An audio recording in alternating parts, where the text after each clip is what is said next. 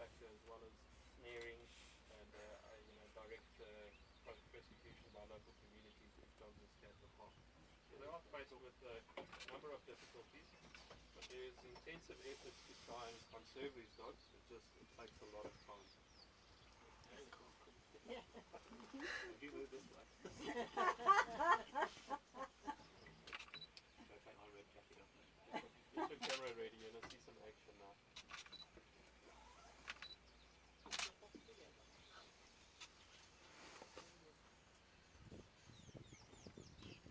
Is there a lot of poaching going on here?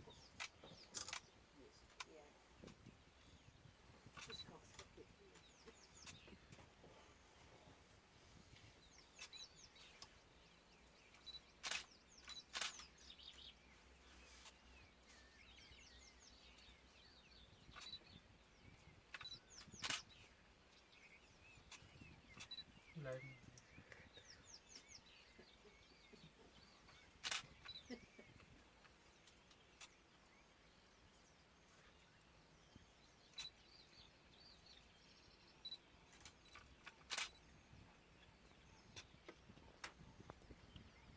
It's a very, very special sighting that you're getting with the interaction that you're seeing here.